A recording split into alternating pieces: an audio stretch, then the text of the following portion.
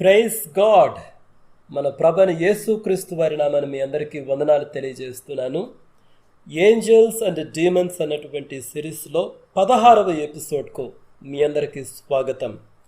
ఈ ఎపిసోడ్లో మనం సర్వాంగ కవచము అన్నటువంటి దాని గురించి ధ్యానించబోతున్నాం. ఎఫెసీయులకు రాసినటువంటి పత్రికలో 6వ అధ్యాయంలో పౌలు గారు సర్వాంగ కవచము అన్నటువంటి దాని గురించి వ్రాయడం జరిగింది.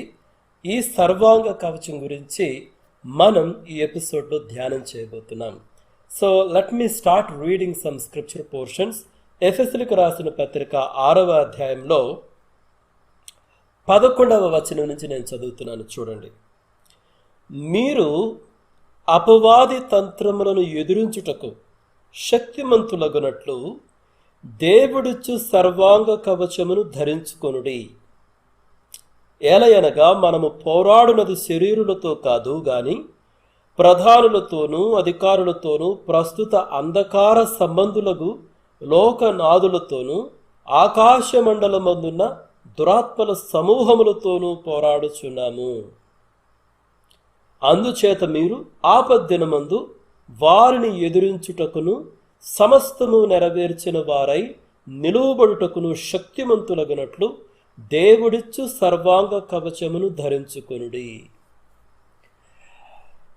సో మనం చదివినటువంటి వాక్య భాగంలో మనము గమనించాల్సినటువంటి 3 ముఖ్య విషయాలు ఉన్నాయి. మొట్టమొదటిది, అసలు సర్వాంగ కవచమును ఎందుకు ధరించాలి.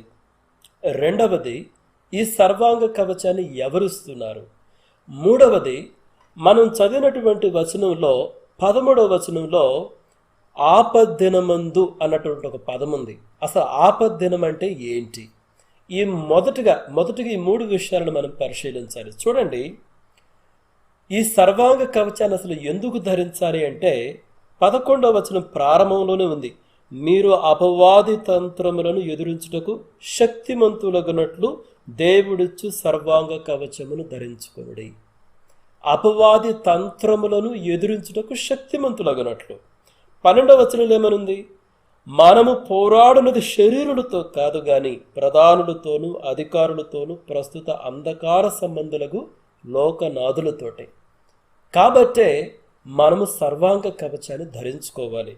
రెండవ విషయం ఏంటంటే, ఈ సర్వాంగ కవచాన్ని ఎవరిస్తున్నారు? దేవుడే ఈ సర్వాంగ కవచాన్ని ఇస్తున్నాడు అని 11వ వచనంలో ఆఖరి భాగంలో ఉంది. దేవుడిచ్చు సర్వాంగ కవచమును ధరించుకొనుడి. అదేవిధంగా మీరు కానీ 13వ వచనం చూస్తే అందులో కూడా ఆఖరి భాగంలో దేవుడిచ్చు సర్వాంగ కవచమును ధరించుకొనుడి. కాబట్టి ఈ సర్వాంగ కవచాన్ని ఇస్తుంది దేవుడే అన్నటువంటి విషయం మనం గమనించాలి. మూడవది ఏంటంటే, అసలు ఆపద్దినము అంటే ఏంటి? 13వ వచనంలో మాట ఉంది, చూడండి. అందుచేతను మీరు ఆపద్దినమందు వారిని ఎదురించుటకును సమస్తము నెరవేర్చిన వారై నిలువబడుటకును శక్తిమంతులగునట్లు దేవుడిచ్చు సర్వాంగ కవచమును ధరించుకొనుడి. ఆపద్దినము అంటే ఏంటి? చూడండి ప్రియమైన మిత్రులారా, ప్రతి విశ్వాసికి ఈ లోకములో ప్రతిరోజు కూడా ఒక యుద్ధ దినం లాంటిదే. ఏ రోజు ఎటు నుంచి ఏమొస్తుందో మనకు తెలియదు. అంటే almost every day we are involved in a war, in a spiritual battle. అయితే కొన్ని సమయాలలో, కొన్ని దినాలలో ఈ యొక్క యుద్ధము మరీ తీవ్రంగా ఉంటుంది. కాబట్టి ఇక్కడ ఆపద్దినము అంటే మనము ఏదో ఒక పర్టికులర్ దినమే అని అనుకోని అవసరం లేదు, కానీ it is representing every day in a believers life. ఒక విశ్వాస జీవితంలో ప్రతి దినము కూడా ఒక యుద్ధ దినము లాంటిదే. అయితే కొన్ని దినాలలో ఈ యొక్క యుద్ధం అనేటువంటిది చాలా తీవ్రంగా ఉంటుంది అన్నటువంటి విషయం గమనించాలి. కాబట్టి ప్రియమైన మిత్రులారా, మనం 3 విషయాలు గమనించాం. ఈ 3 విషయాలను బట్టి మనం ఏం చెప్పొచ్చు? ప్రతి విశ్వాసి కూడా ఒక యుద్ధంలో పాలిభాగస్తుడిగా ఉన్నాడు.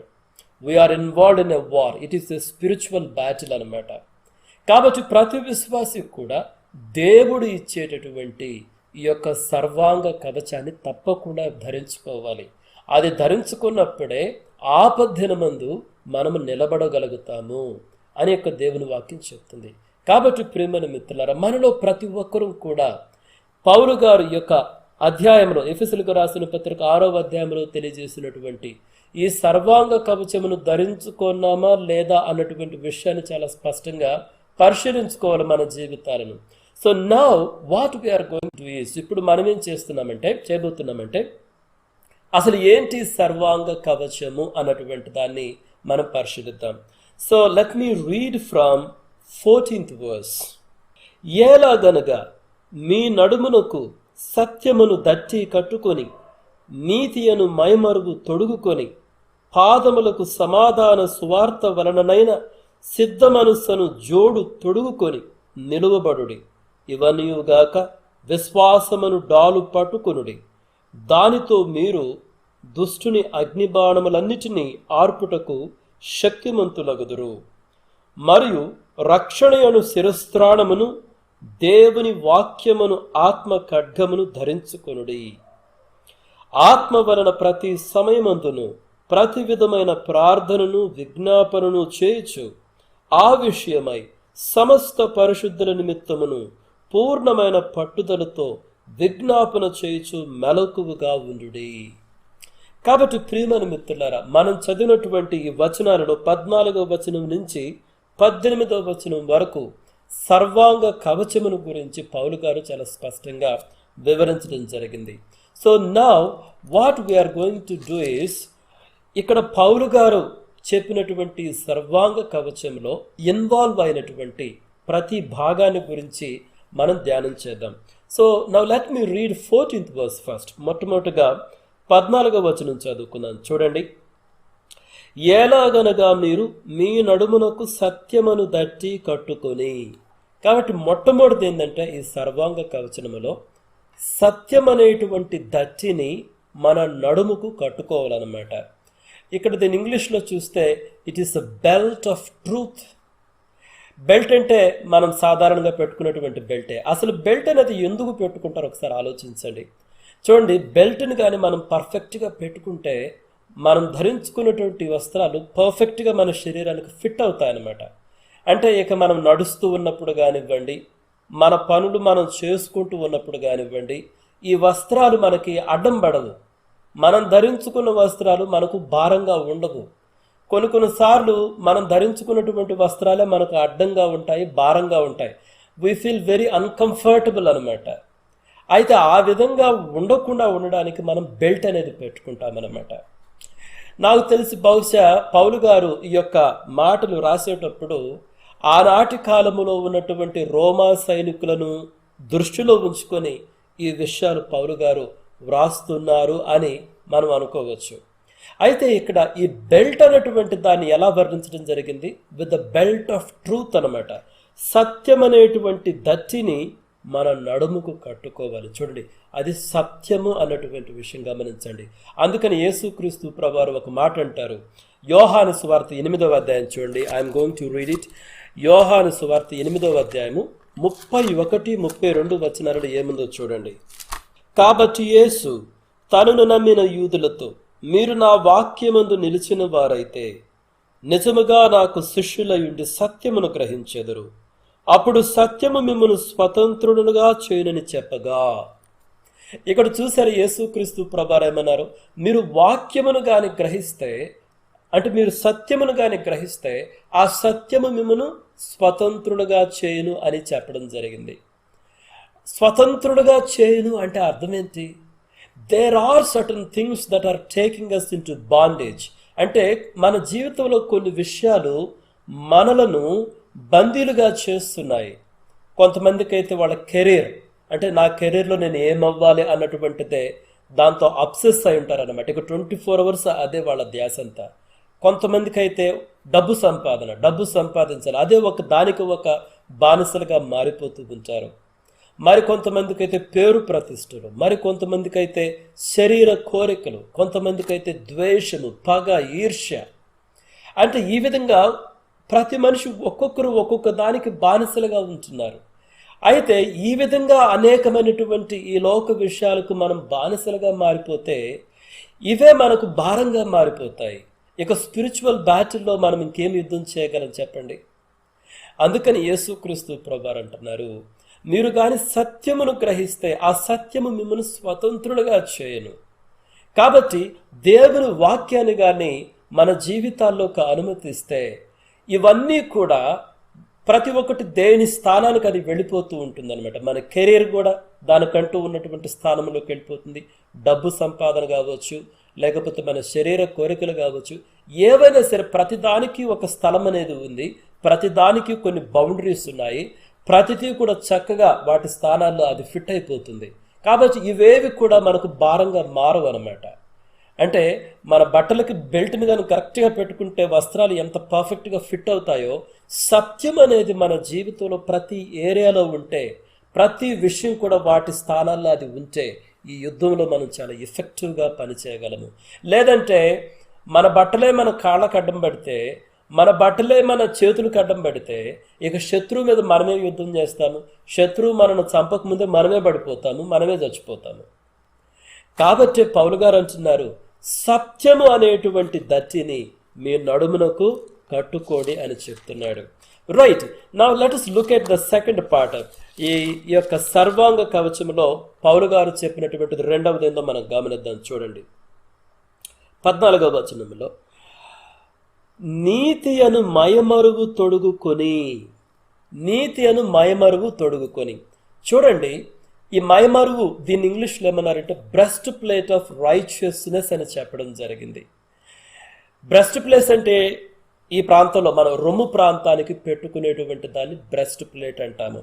అసలు ఒకసారి మన రొమ్ము ప్రాంతాన్ని గురించి ఆలోచించండి. ఇక్కడ మన శరీరానికి అత్యంత ప్రాముఖ్యమైనటువంటి ఆర్గాన్స్ ఉన్నాయి. ఒకటి వచ్చేసి లెఫ్ట్ సైడ్ వచ్చేసి మనకు హార్ట్ ఉంది. ఈ గుండె అనేటువంటిది శరీరం మొత్తానికి రక్తాన్ని సప్లై చేస్తుంది అనమాట. అదేవిధంగా ఇదే ప్రాంతంలో మనకు ఊపిరితిత్తులు కూడా ఉన్నాయి. ఊపిరితిత్తుల వలన మనము గాలిని పీల్చగలుగుతున్నాం. చూడండి, ఒక మనిషి బ్రతకాలి అంటే ఒక మనిషిలో లైఫ్ అనేటువంటిది సస్టైన్ అవ్వాలంటే రక్తము అవసరము, ఊపిరి అవసరము. కాబట్టి ఈ యొక్క లైఫ్ సస్టైన్ అవ్వాలంటే ఈ గుండె అనేటువంటిది రక్తాన్ని శరీరంలో ఉన్న ప్రతి భాగానికి అందిస్తుంది. కాబట్టి మనం బ్రతకగలుగుతున్నాం.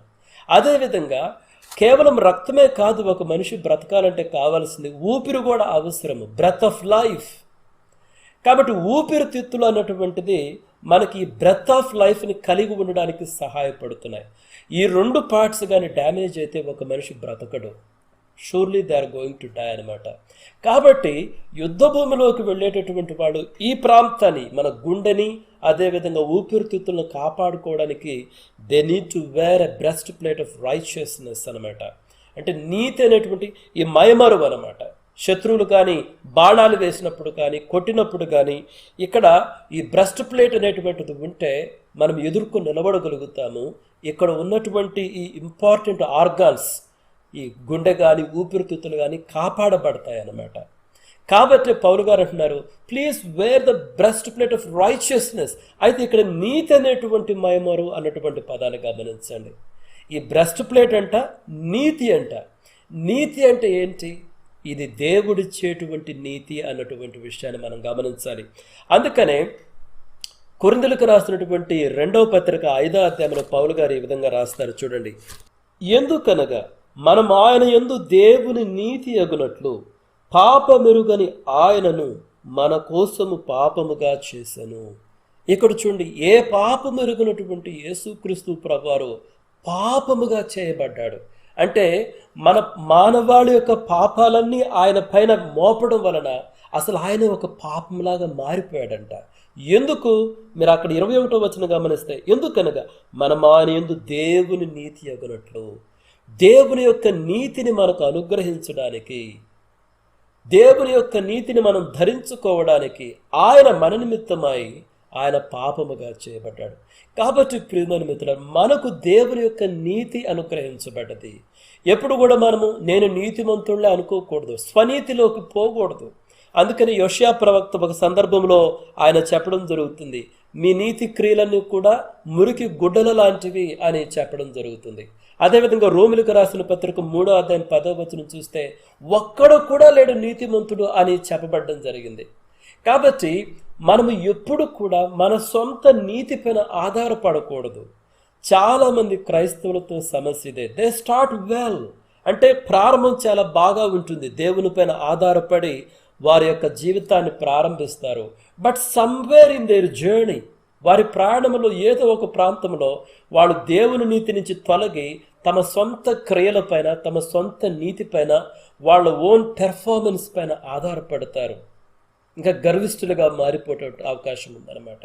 చాలామంది ప్రీచర్స్ని కూడా నేను చూడడం జరిగింది. వాళ్ళ సేవా జీవితం చాలా బాగా ప్రారంభమైంది. వాళ్ళు దేవుని కోసము చాలా గొప్ప పరిచయం చేశారు, దేవుడు వారిని ఎంతోగా ఉపయోగించుకున్నాడు. But somewhere in their journey వాళ్ళు దేవుని నుంచి తొలగి వాళ్ళ ఓన్ పెర్ఫార్మెన్స్ పైన ఆధారపడటం జరుగుతుందన్నమాట. స్వనీతి పైన ఆధారపడతారు. స్వనీతి పైన మనం ఆధారపడితే ఈ యుద్ధంలో నిలబడలేము అన్నటువంటి విషయాన్ని మనం గమనించాలి. మన స్వనీతితోటి మనము దేవుని యొక్క రాజ్యానికి పని చేయలేము, దేవుని కోసం ఉపయోగపడలేము. మనము దేవుని నీతిని ధరించుకున్న వారిమైతేనే ఈ యుద్ధంలో మనం నిలబడగలము అన్నటువంటి విషయాన్ని మనం గమనించాలి. Right, now let's go to the third part. ఈ సర్వాంగ కవచంలో మూడవ విషయాన్ని మనం గమనిద్దాం. చూడండి, పాదములకు సమాధాన సువార్త వలననైన సిద్ధ మనస్సును జోడు తొడుగుకని నిలువబడుడి. ఇది మూడవదన్నమాట. ఇక్కడేం చెప్తున్నాడు పౌలు గారు? మీ పాదములకు సిద్ధ మనస్సు అనేటటువంటి జోడిని తొడుక్కోండి. అయితే ఈ సిద్ధ మనస్సు అనేటువంటి జోడి దేని వలన వస్తుందంట? సమాధాన సువార్త వలన వచ్చేటటువంటి సిద్ధ మనస్సు అన్నటువంటి ఆ జోడును మీరు తొడుక్కోండి అని చెప్తున్నాడు పౌలు గారు. ఇక్కడ జోడు అంటే ఏంటంటే మనకు చెప్పులు లాంటివి లేదా షూస్ అనుకోవచ్చు. ఉదాహరణకి ఒక వ్యక్తి చెప్పులు వేసుకున్నాడు అనుకోండి, దాని అర్థం ఏంటి? ఎక్కడికో వాళ్ళు ప్రయాణం అయిపోతున్నారు. షూస్ వేసుకున్నారు అనుకోండి ఎవరన్నా, దాని అర్థం ఏంటి? వాళ్ళు ఎక్కడికో వాకింగ్కి వెళ్తున్నారు, లేకపోతే వాళ్ళు ఒక రన్నింగ్ చేయడానికి పోతున్నారు అని మనం అనుకోవాలి. అంటే చెప్పులు తొడుక్కోవడము లేదా షూస్ వేసుకోవడం అనేటువంటిది అర్థం ఏంటంటే ఒక ప్రయాణం అనేటువంటిది ప్రారంభమవుతుంది. ఇట్ కెన్ బి ఎనీథింగ్, అది జస్ట్ వాకింగ్ కావచ్చు, రన్నింగ్ కావచ్చు, it can be a competition or it can be a journey, వీటిలో ఏదైనా కావచ్చు. కాబట్టి చెప్పులు వేసుకోవడం అనేటువంటిది ఒక ప్రయాణాన్ని సూచిస్తుంది అనమాట. అయితే ఇక్కడ పౌలు గారు ఏం చెప్తున్నారు? ఈ చెప్పులు ఇది సిద్ధ మనస్సు అనేటువంటి జోడు అనమాట. ఇది సిద్ధ మనస్సు అంటే ప్రిపేర్డ్నెస్ అంటే you are ready to go. అయితే ఈ సిద్ధ మనస్సు అనేది ఎక్కడి నుంచి వస్తుంది? సమాధాన సువార్త వలననైన సిద్ధ మనస్సు అని ఉంది ఇక్కడ. దాని అర్థం ఏంటి? సమాధాన సువార్త వలననైన సిద్ధ మనస్సు అన్న జోడు అంటే అర్థం ఏంటంటే ఈ యేసుక్రీస్తు ప్రభువారి సువార్త వలన దేవునితో సమాధానములోనికి ప్రవేశించిన ప్రతి ఒక్కరూ కూడా దేవునితో కలిసి ప్రయాణము చేయడానికి సిద్ధ మనస్సు కలిగి ఉండాలి, సిద్ధపడి ఉండాలి. అది ఎటువంటి సమయమైనా కావచ్చు. చూడండి, ఎంత కష్టమైనటువంటి పరిస్థితుల్లోనైనా మనం పోతూ ఉండవచ్చు. ఒక్కొక్కసారి ఈ కష్టాలు మన కుటుంబంలోనే అనేక సమస్యలు ఉండొచ్చు, లేకపోతే మనం ఉద్యోగం చేసేటువంటి స్థలంలో అనేక సమస్యలు ఉండొచ్చు, లేకపోతే ఇరుగు పొరుగు వారి వలన అనేక సమస్యలు ఉండొచ్చు. You may be going through so many tough times. చాలా కష్టకాలంలో నువ్వు పోతూ ఉండవచ్చు. But in any of the circumstances, ఎటువంటి పరిస్థితుల్లోనైనా సరే, ఏ సమయంలోనైనా సరే దేవునితో కలిసి ప్రయాణం చేయడానికి మనము సిద్ధపడినటువంటి వారమై ఉండాలి. అందుకని యేసుక్రీస్తు ప్రభువు ఒకసారి ఒక మాట అంటారు. యోహాను సువార్త 10వ అధ్యాయం చూడండి. నా గొర్రెలు నా స్వరము వినును, నేను వాటిని ఎరుగుదును, అవి నన్ను వెంబడించును. యేసుక్రీస్తు ప్రభువు ఏమంటున్నారు? నా గొర్రెలు నా స్వరం వింటాయి, నేను వాటిని ఎరుగుదును, అవి నన్ను వెంబడించును. They are always ready to follow him. దేవుని ఎరిగినటువంటి వారు దేవునితో కలిసి ప్రయాణము చేయుటకు ఎప్పుడు సంసిద్ధతను కలిగి ఉండేటటువంటి వారు అన్నటువంటి విషయం మనం గమనించాలి. అదేవిధంగా యోహాను రాసిన మొదటి పత్రిక 2వ అధ్యాయము 6వ వచనం చూస్తే ఈ విధంగా ఉంటుంది. ఆయన యందు నిలిచి ఉన్న వాడనని చెప్పుకొని వాడు ఆయన ఎలాగూ నడుచుకొనెనో అలాగే తానును నడుచుకొనెను. ఎవరైనా సరే నేను యేసుక్రీస్తు ప్రభుని అంగీకరించాను అంటే, యేసుక్రీస్తు ప్రభు ఈ లోకంలో ఏ విధంగా ఆయన జీవించారో అదే విధంగా వారు కూడా జీవిస్తారు. యేసుక్రీస్తు ప్రభు ప్రతి విషయంలోనూ తాను దేవుని చిత్తానికి లోపరుచుకుని జీవించాడు. కాబట్టి ఎవరైతే యేసుక్రీస్తు ప్రభుని అంగీకరిస్తారో వాళ్ళు వారి జీవితంలో ఏ సమయంలోనైనా సరే దేవుని చిత్తానికి తల వంచిపోవడానికి ఇష్టపడతారు. ఇదే సిద్ధ మనస్సు అన్నటువంటి జోడు అన్నటువంటి విషయాన్ని మనం గమనించాలి. So now let's go for the fourth thing. ఎఫెసీయులకు రాసిన పత్రిక 6వ అధ్యాయము 16వ వచనం చూడండి. ఇవన్నీ గాక విశ్వాసమును డాలు పట్టుకొనుడి, దానితో మీరు దుష్టుని అగ్ని బాణములన్నిటినీ ఆర్పుటకు శక్తిమంతులగుదురు. ఇది 4వది అన్నమాట. ఈ సర్వాంగ కవచములో 4వది ఏంటంటే విశ్వాసం అనేటువంటి డాలును పట్టుకోండి. ఈ డాలు షీల్డ్ ఆఫ్ ఫెయిత్ అంటారు. షీల్డ్ అనమాట. అసలు షీల్డ్ గురించి ఒకసారి ఆలోచించండి. షీల్డ్ అనేది ఎందుకు ఉపయోగిస్తారు? డాలు అనేటువంటిది యుద్ధంలో డాల్ అనేది ఒక చేతితో పట్టుకుంటాం, కత్తి అనేది ఇంకొక చేతితో పట్టుకుంటాం. కత్తితో మనం అటాక్ చేస్తాం, డాలుతోటి మన శత్రువులు మనం అటాక్ చేస్తుంటే డాలుతో వాటన్నిటిని మనము వి డిఫెండ్ అవర్ సెల్స్ అనమాట. అగ్ని బాణాలు అయితే వాటిని ఆర్పివేస్తాము. You understand? కాబట్టి డాలు అన్నటువంటిది ఏంటంటే శత్రువు మనల్ని దాడి చేస్తున్నప్పుడు మనల్ని మనం కాపాడుకోవడానికి ఉపయోగించేటటువంటిది అనమాట. అయితే పౌలు గారు ఇక్కడ ఈ డాలుని విశ్వాసముతో పోల్చడం జరిగింది. చూడండి, శత్రువు మనపైకి అనేక రకమైనటువంటి అగ్ని బాణాలు పంపిస్తుంటాడు. ఈ అగ్ని బాణాలు చాలా రకాలుగా ఉంటాయి. ఒక్కొక్కసారి మన మనసులోకి అనుమానాలు పెడుతుంటాడు, ప్రశ్నలు పెడుతుంటాడు. ఒక్కొక్కసారి అనేక రకమైన శ్రమలు మన పైకి వస్తుంటాయి. మన విశ్వాసానికి ఒక ఛాలెంజ్గా మన చుట్టుప్రక్కల ఉన్నటువంటి పరిస్థితులు మారిపోతూ ఉంటాయి.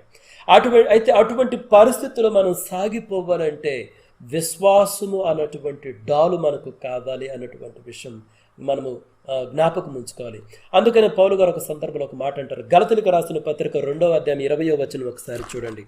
పౌలు గారు గలతీయులకు రాసినటువంటి పత్రికలో 2వ అధ్యాయము 20వ వచనం ఒకసారి చూడండి. నేను క్రీస్తుతో కూడా సిలువ వేయబడి ఉన్నాను, ఇకను జీవించువాడును నేను కాను, క్రీస్తే నా యందు జీవించుచున్నాడు. నేనిప్పుడు శరీరమందు జీవించుచున్న జీవితము నన్ను ప్రేమించి నా కొరకు తన్ను తాను అప్పగించుకొనిన దేవుని కుమారుని యందని విశ్వాసము వలన జీవించుచున్నాను. పౌలు గారు ఏమంటున్నారు?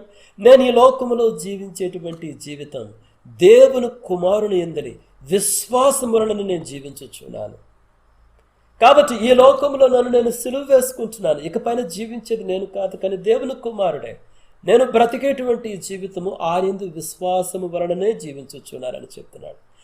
మనము కూడా మన జీవితంలో ఎన్ని శ్రమలలో మనం పోవలసి వచ్చినా విశ్వాసమును కలిగి మనము సాగిపోవాలి అన్నటువంటి విషయము మనం జ్ఞాపకం ఉంచుకోవాలి. అందుకని రోమిలకు రాసినటువంటి 12వ అధ్యాయం మీరు చూస్తే, తన్ను తాను ఎంచుకొనదగిన దానికంటే ఎక్కువగా ఎంచుకొనక దేవుడు ఒక్కొక్కనికి విభజించి ఇచ్చిన విశ్వాస పరిమాణ ప్రకారము తాను స్పష్టత బుద్ధి గలవాడగుటకై తగిన రీతిగా తన్ను ఎంచుకొనవలనని నాకు అనుగ్రహింపబడిన కృపను బట్టి మీలోనున్న ప్రతి వానితోనూ చెప్పుచున్నాను. ఇక్కడ పౌలు గారు ఏం చెప్తున్నారంటే విశ్వాసం అనేటువంటిది దేవుడు ఇచ్చేటటువంటిది అన్నటువంటి విషయం మనం గమనించాలి. మనలో చాలాసార్లు మనం అనుకుంటాము, నేను నమ్ముతున్నాను అని మనం అంటూ ఉంటాం. అంటే మన మీద ఇంట్లో వంట చేసినట్టు, అన్నం వండినట్టు విశ్వాసం అనేటువంటి దాన్ని మనం సృష్టించడానికి ప్రయత్నం చేస్తూ ఉంటాము. కానీ అలా కాదు. విశ్వాసం అనేది మనం సృష్టించేది కాదు, అది దేవుడు మనకు ఇచ్చేటటువంటిది అని పౌలు గారు ఇక్కడ చాలా స్పష్టంగా తెలియజేస్తున్నారు. అయితే బైబిల్ దేవుని వాక్యం ఏం చెప్తుందంటే, వినుట వలన విశ్వాసము కలుగును. ఏమి వినుట వలన?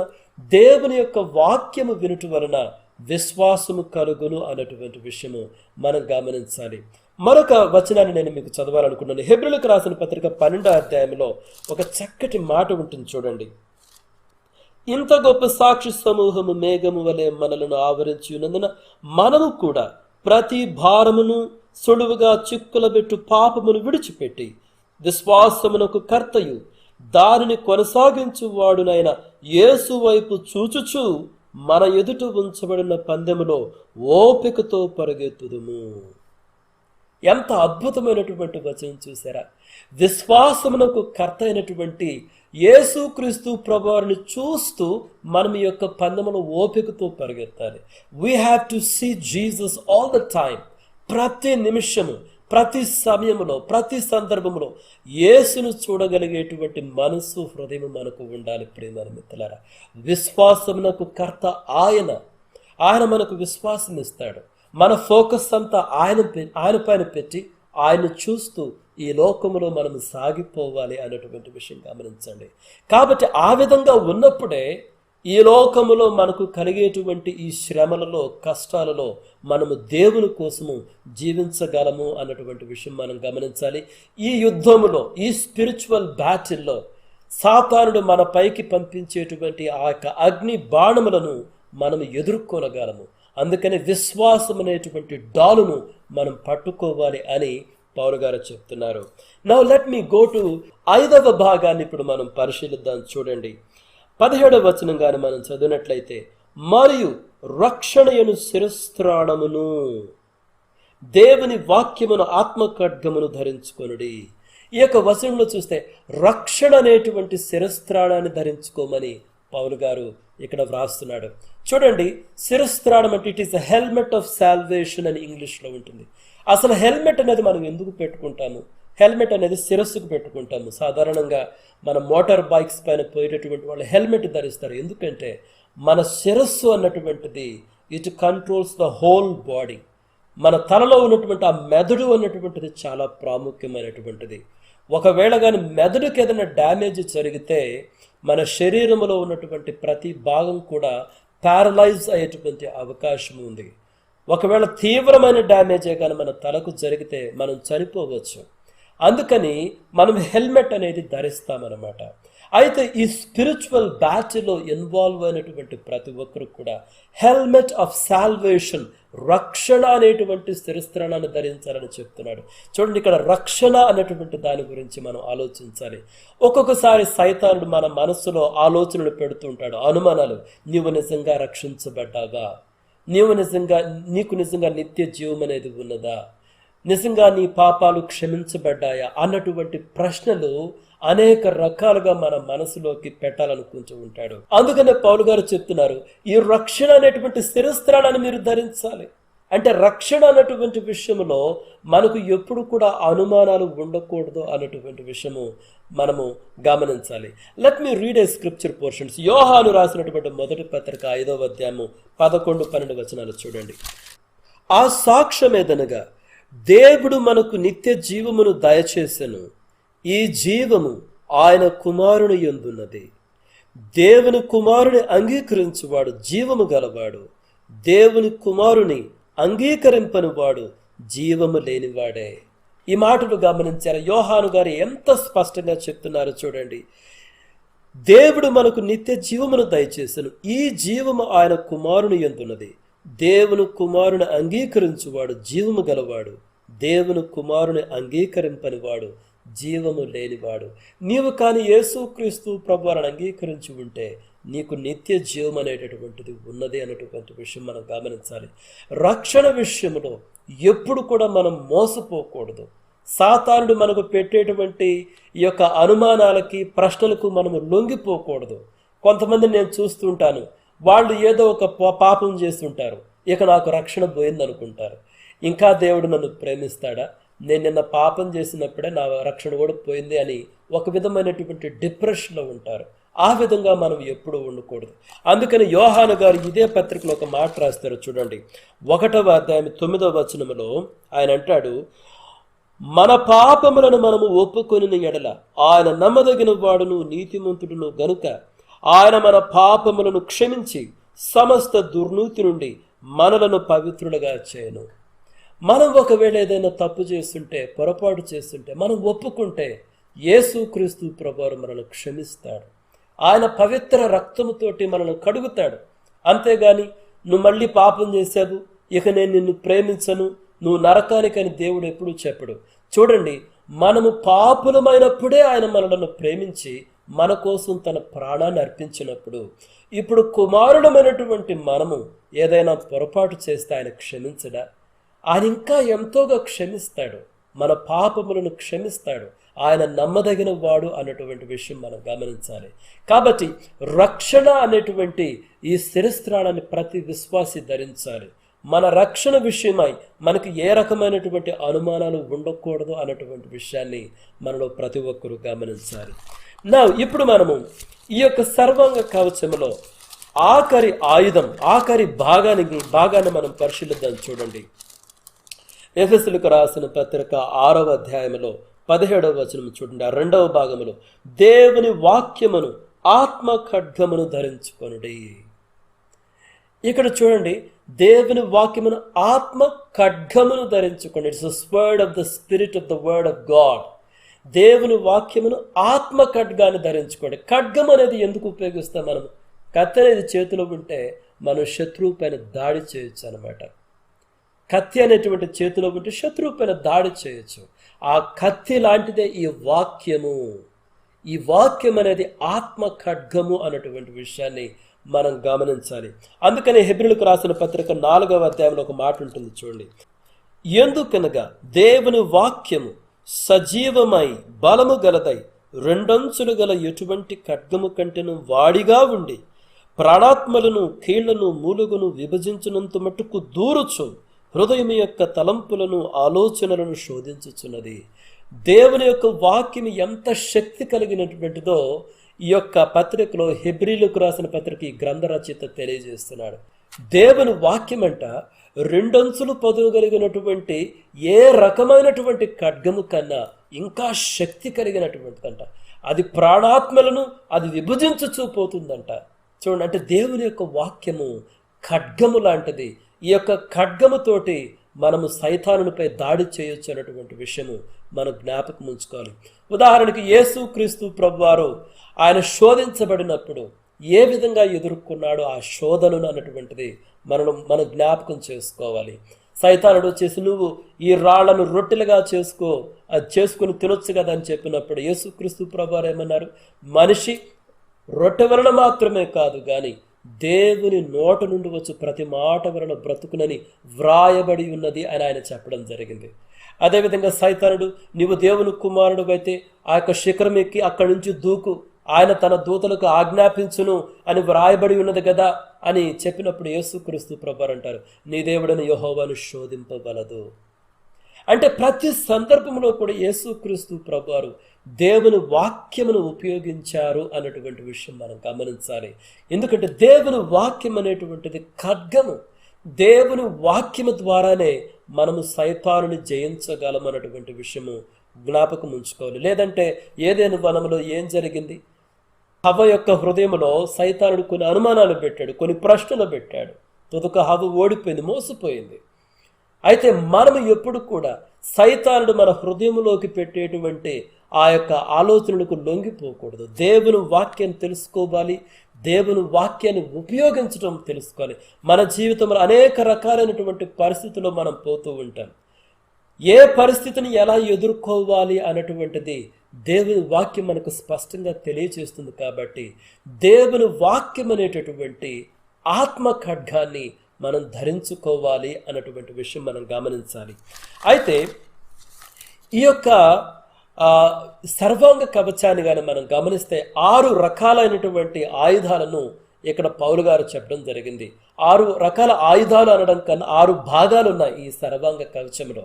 అయితే వీటిలో కేవలం ఒకే ఒక భాగము మాత్రమే అఫెన్సివ్ అనమాట, అఫెన్సివ్ ఇన్స్ట్రుమెంట్. అఫెన్సివ్ అంటే కేవలం శత్రువు పైన దాడి చేయడానికి మనం ఉపయోగించగలిగినటువంటిది ఒకే ఒక ఆయుధం ఉంది, అదే ఖడ్గం అనమాట. కత్తి అనేది మన చేతిలో ఉంటే మనం శత్రువు పైన దాడి చేస్తాము. కాబట్టి శత్రువును మనము దాడి చేసేటటువంటిది కేవలం ఒకటే ఉంది, అదేంటంటే దేవుని వాక్యం అనేటువంటి ఖడ్గము. కాబట్టి ఒకే ఒక అఫెన్సివ్ ఇన్స్ట్రుమెంట్ దీంట్లో ఉంది. అయితే 3 భాగాలు వచ్చేసి అంటే 3 ఇన్స్ట్రుమెంట్స్ వచ్చేసి డిఫెన్సివ్ ఇన్స్ట్రుమెంట్స్ అనమాట. డిఫెన్సివ్ అంటే సైతానుడు మనపైకి దాడి చేసినప్పుడు మనల్ని మనం కాపాడుకోవడానికి ఉపయోగపడేటువంటి ఇన్స్ట్రుమెంట్స్ 3 ఉన్నాయి ఇక్కడ. ఒకటేంది, ఇది హెల్మెట్ ఆఫ్ సాల్వేషన్, అంటే మన శిరస్సును సైతాను యొక్క దాడి నుంచి కాపాడుకోవడానికి రక్షణ అనేటువంటి శిరస్త్రాణం మనకు ఉంటుంది. అంతేగాని మనం హెల్మెట్ తోటి దాడి చేయలేం సైతాను పైన. సైతానుడు మన మీదకి దాడి చేసినప్పుడు మన శిరస్సును కాపాడుకోవడానికి మన హెల్మెట్ను ధరిస్తాం. అదేవిధంగా బ్రెస్ట్ ప్లేట్ ఆఫ్ రైచియస్నెస్ అనమాట. కాబట్టి సైతానుడు మన మీదకి దాడి చేసినప్పుడు ఈ యొక్క ప్రాముఖ్యమైన ఈ ప్రాంతాలు గాయపడకుండా ఉండడానికి మనం బ్రెస్ట్ ప్లేట్ ఆఫ్ రైచియస్నెస్ని ఉపయోగించడం జరుగుతుంది. అదేవిధంగా షీల్డ్ ఆఫ్ ఫెయిత్, సైతానుడు మన మీద దాడి చేస్తున్నప్పుడు ఆ అగ్ని బాణాలను ఆర్పడానికి, ఎదుర్కోవడానికి మనము విశ్వాసం అనేటువంటి డాలును పట్టుకోవడం జరుగుతుంది. ఈ 3 మనకు ఉన్నటువంటి డిఫెన్సివ్ ఇన్స్ట్రుమెంట్స్ అనమాట. ఒకటి వచ్చేసి అఫెన్సివ్ ఇన్స్ట్రుమెంట్, అదేంటంటే దేవుని వాక్యం అనేటువంటి ఆత్మ ఖడ్గము. 3 వచ్చేసి మాత్రము డిఫెన్సివ్ ఇన్స్ట్రుమెంట్స్, అవేంటివంటే helmet of salvation, breast plate of righteousness, తర్వాత షీల్డ్ ఆఫ్ ఫెయిత్, విశ్వాసం అనేటువంటి డాల్ అనమాట. అయితే 2 వచ్చేసినాయి. 2 ఉదాహరణకి ఆ 2 ఏంటంటే బెల్ట్, తర్వాత సిద్ధ మనస్సు అనేటువంటి జోడు. ఇవి 2 దేనికి ఏ రకమైనటువంటి అంటే ఇది ఫిట్నెస్కి సంబంధించినటువంటి. చూడండి, యుద్ధానికి వెళ్ళేటువంటి వ్యక్తి ఫిట్గా ఉండాలి. ఏదైనా ఒక కాంపిటీషన్కి వెళ్ళేటువంటి వ్యక్తి, అది రన్నింగ్ కాంపిటీషన్ కానివ్వండి, లేకపోతే కరాటే కాంపిటీషన్ కానివ్వండి, బాక్సింగ్ కానివ్వండి, వాళ్ళు ఎంతో ఫిట్గా ఉండాలి. అదే రకంగా యుద్ధానికి వెళ్ళేటువంటి సైనికుడు ఫిట్గా ఉండడానికి అవసరమైనటువంటి 2 ఉన్నాయి. ఒకటి వచ్చేసి బెల్ట్ అనమాట. మన వస్త్రాలు మనకే అడ్డంగా ఉండకూడదు, కానీ పర్ఫెక్ట్గా మనం వేసుకున్నటువంటి బట్టలు మన పైన ఉండాలి. అది ఫిట్నెస్ అనమాట. అదేవిధంగా సిద్ధ మనస్సు అనేటువంటి జోడు, అంటే ఆల్వేస్ ఏ హెల్తీ ఫీట్, అంటే దేవునితో కలిసి నడవడానికి ఉపయోగపడేటువంటి ఆ యొక్క సిద్ధ మనస్సు మనం కలిగి ఉండాలి. ఇవి 2 కూడా ఫిట్నెస్కు సంబంధించినటువంటి ఇన్స్ట్రుమెంట్స్ అన్నటువంటి విషయము మనం గమనించాలి. అయితే పౌలు గారు ఈ సర్వాంగ కవచములో ఈ 6 భాగాల గురించి చెప్పిన తరువాత ఆయన మరొక ప్రాముఖ్యమైన విషయాన్ని చెప్తాడు. మనం ఆ విషయాన్ని కూడా చదువుకొని ముగించుకుందాం. చూడండి, ఎఫెసీయులకు రాసిన పత్రిక 6వ అధ్యాయంలో 18వ వచనం చూడండి. ఆత్మ వలన ప్రతి సమయమందును ప్రతి విధమైన ప్రార్థనను విజ్ఞాపనను చేయుచు ఆ విషయమై సమస్త పరిశుద్ధుల నిమిత్తమును పూర్ణమైన పట్టుదలతో విజ్ఞాపన చేయుచు మెలకువగా ఉండడి. చూడండి, ఈ యొక్క సర్వాంగ కవచాన్ని ధరించుకున్నటువంటి వ్యక్తి ప్రార్థనా జీవితం కలిగినటువంటి వ్యక్తిగా ఉండాలి. మెలకువను కలిగినటువంటి వ్యక్తిగా ఉండాలి. దేవుని ఆత్మలో ప్రార్థన చేసేటువంటి వ్యక్తిగా ఉండాలి. సంఘము కోసము, విశ్వాసుల కోసము ప్రార్థన చేసేటువంటి వ్యక్తిగా ఉండాలి. ప్రార్థన యందు పట్టుదల కలిగినటువంటి వ్యక్తిగా ఉండాలని ఈ విషయాలన్నీ కూడా ఇక 18వ వచనంలో పౌలు గారు రాయడం జరిగింది. కాబట్టి ప్రియమైన మిత్రులారా, ఈ సర్వాంగ కవచాన్ని ధరించుకున్నటువంటి వ్యక్తి, అంటే ఈ 6 రకాల ఆయుధాలను కానివ్వండి, భాగాలను కానీ ధరించుకున్నటువంటి వ్యక్తి ఎప్పుడు పరిపూర్ణమవుతాడంటే ప్రార్థనా జీవితంతోనే పరిపూర్ణమవుతాడు. ప్రార్థనా జీవితంతోనే ఈ యొక్క యుద్ధంలో విజయాన్ని సాధిస్తాడు అన్నటువంటి విషయాన్ని మనం గమనించాలి. అయితే ఈ సర్వాంగ కవచాన్ని ధరించుకున్నటువంటి వ్యక్తిని ఒకే మాటలో మనం డిస్క్రైబ్ చేయాలి అంటే రోమిలకు రాసినటువంటి పత్రిక 13వ అధ్యాయంలో ఒక మాట ఉంటుంది. అది ఒక్కటి నేను చదువుతాను చూడండి. రోమిలకు రాసిన పత్రిక 13వ అధ్యాయము 14వ వచనము. మెట్టుకు ప్రభు అని యేసు క్రీస్తును ధరించుకుని వారై శరీరేచ్ఛలను నెరవేర్చుకునుటకు శరీరము విషయమై ఆలోచన చేసుకొనుకుడి. ఇక్కడ పౌలు గారు ఏం చెప్తున్నారు? యేసు క్రీస్తు ప్రభును ధరించుకుని వారిగా మీరు జీవించండి. సర్వాంగ కవచాన్ని ధరించుకొని ప్రార్థనా జీవితాన్ని కలిగినటువంటి ఒక విశ్వాసి యేసు క్రీస్తు ప్రభును ధరించుకున్నటువంటి వ్యక్తి అన్నటువంటి విషయాన్ని మనం గమనించాలి. ప్రియమైన మిత్రులారా, నేను ముగిస్తున్నాను. ముగించే ముందు మరొకసారి చెప్తున్నాను చూడండి. ప్రతి విశ్వాసి ఏదో ఒక రీతిగా మనము స్పిరిచువల్ బ్యాటిల్లో ఈ యుద్ధంలో మనం పాల్గొని ఉన్నాము. ఈ యుద్ధంలో మనం కూడా భాగస్థులమే.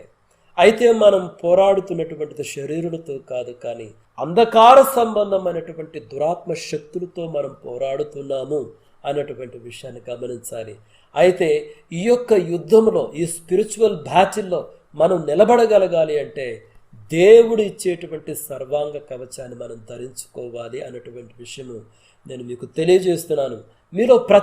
మనలో ప్రతి ఒక్కరూ ఈ విషయాల గురించి ఆలోచించాలని, ఈ విషయాలలో మనల్ని మనం సిద్ధపరచుకోవాలని నేను తెలియజేస్తూ ముగిస్తున్నాను. May God bless each one of you. Thank you.